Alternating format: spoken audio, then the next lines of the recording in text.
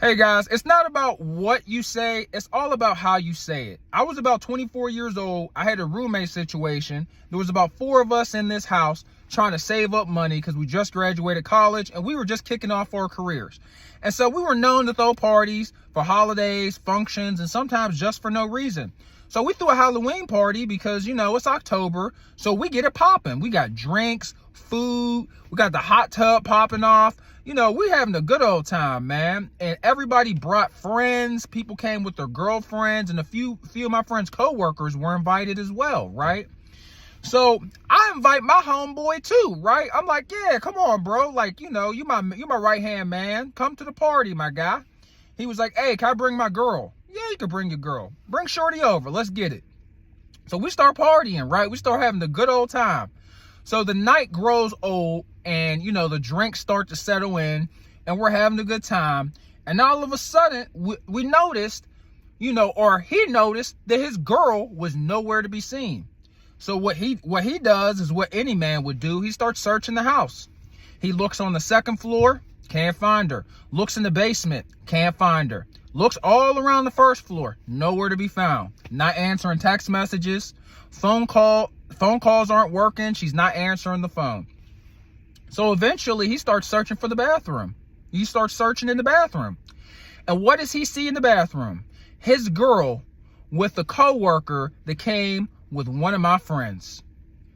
So he does what any man would do. He starts crashing out, right? He gives my man the beats. And unfortunately for the dude in that bathroom that was with his girl, he was only 5'6", and he was Asian, and he was fat. And unfortunately for him, my homie is a 6'4", 230-pound gorilla. So yeah, he gave dude the beats. Like, he gave him the Mike Tyson treatment, and there was nothing that he could do in this 4x4 square foot bathroom. Like, beat the brakes off him. Quick too. Happened so quick, we didn't even know what happened. The second he got 4 or 5 punches in, he just walked right out really quickly. So, we hear crying, and we heard a loud noise. So we investigate and we see his girlfriend crying, trying to console the Asian dude. And the Asian dude is lumped up with blood coming out of his nose. So, they're trying to get the Asian dude cleaned up. And I'm just looking at the scene and I'm like, this ain't good, right? And I put 2 and 2 together of what happened. My man got violated. You got cheated on, right? And so about 15 minutes passes and the Asian dude's cleaned up and he's in the corner. And I'm like, yeah, bro, like, I live in the house that this party's going on at. You got to dip. You got to bounce, right? And so everybody's like, why does he have to leave? I'm like, he just violated my homie by clapping his girl's cheeks. He got to get the fuck out, right? So, we have a little back and forth, and I'm like standing on business. Eventually, they get the Asian dude out. Asian dude's out. And so, of course, his girlfriend had a few drinks. She's a little drunk, aren't we all? And so, I look over at her, and I look over at the homies. I'm like, she got a dip too, right? But everybody's playing Captain Save-A-Ho. Nobody wants to kick her out, but because she's crying, she's distraught, and she's a little bit disoriented as well because of the alcohol, right? Which ain't my problem, not my responsibility. I live here. You cheated on my best friend. You got to get the fuck up out of here too. I don't give a damn. Everybody's like, oh, do you want some water? Here's some bread. I'm like, do you want an Uber? That's the only thing I'm trying to give this bitch is an Uber. She got to get the fuck on. Excuse my language. So everybody's like, we can't kick her out. We can't. It's cold outside because it's October. I think it might have been snowing a little bit, I'm like, I don't give a fuck, right? She got to go too.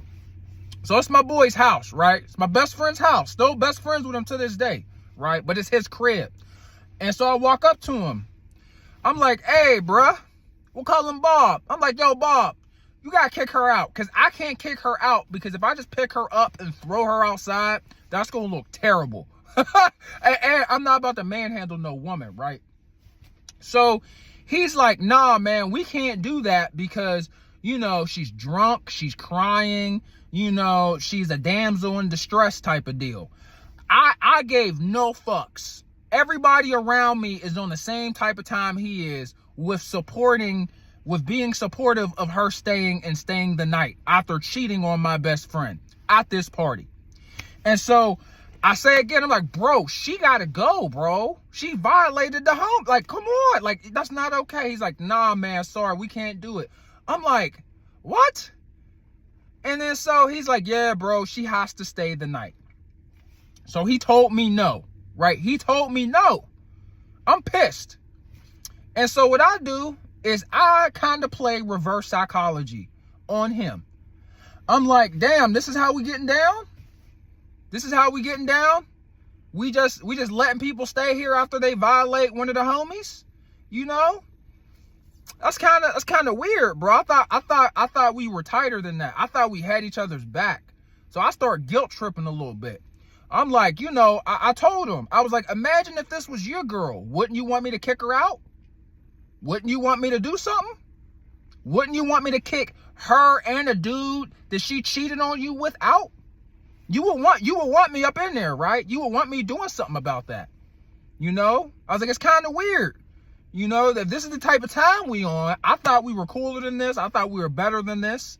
I thought we had better, you know, I started really landing on thick. You know, because I'm pretty much just saying this is some sucker shit. And I thought we was cool. This is kind of moving a little funny, you know? And then he gets pissed. He's like, everybody out. Everybody get the fuck out. So he kicks not only her out, he kicks all the homies out. Girls that came with him, co-workers. Everybody had to leave and the whole party got shut down. Now, it was at like 1, 2 o'clock in the morning, so the party was going to end either way. But the fact that I had to guilt trip him, whether it was right or wrong, is not for me. It was wrong. It is for me to say. It was wrong, right?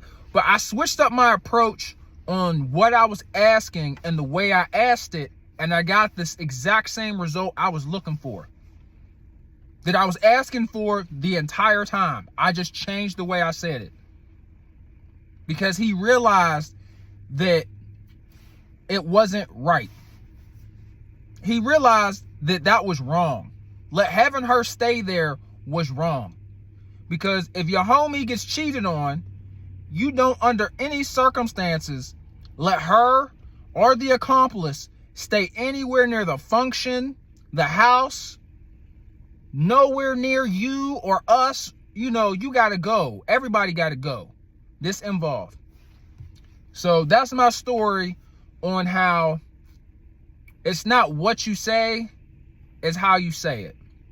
So that was a very sad moment to see, because that's my boy. That's still my boy to this day. I hope you guys enjoyed this story. That was a crazy ass night.